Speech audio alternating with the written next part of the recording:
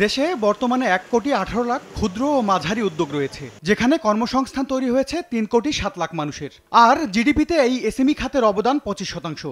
এরপরও অর্থনীতির মেরুদণ্ড খ্যাত এ খাতের উদ্যোক্তারা ব্যাংক ঋণ পেতে সবসময়ই ভোগান্তির শিকার হন।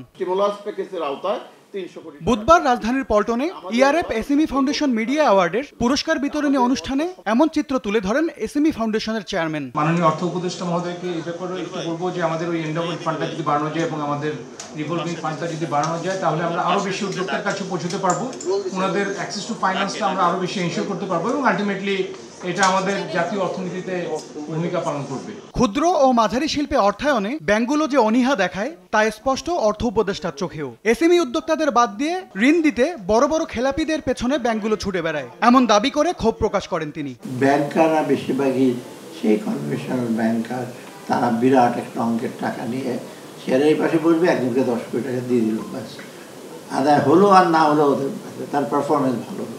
কিন্তু এসএমইর ব্যাপারে বেশিরভাগ সুপারভাইজ করতে হয়, অনেক কাগজপত্র দেখতে হয়, এই সমস্ত কঠিন জন্য তারা যেতে না, যেটা মোটেও ঠিক না।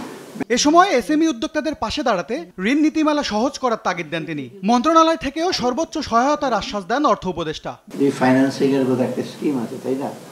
সেটা হয়তো যদি বাড়াতে চায় বাংলাদেশ ব্যাংকের, বাংলাদেশের তারা যদি বাড়াতে চায় এসএমই, যেটা আমি ফাইন্যান্স মিনিস্টার কাউন্টার গ্যারান্টি একটা দিতে হয়, সেটা আমার দিতে হবে। কাউন্টার গ্যারান্টি দিচ্ছিল লক্ষ লক্ষ করে, 62,000 কোটি টাকা তো আমরা এনার্জিতে দিয়ে দিচ্ছি। এসএমই খাতের বিভিন্ন বিষয়ে প্রতিবেদন করায় 10 ক্যাটাগরিতে 20 জন সাংবাদিককে এবার দেয়া হয় ERF SME foundation media award. MS Arifin, সময় সংবাদ, ঢাকা।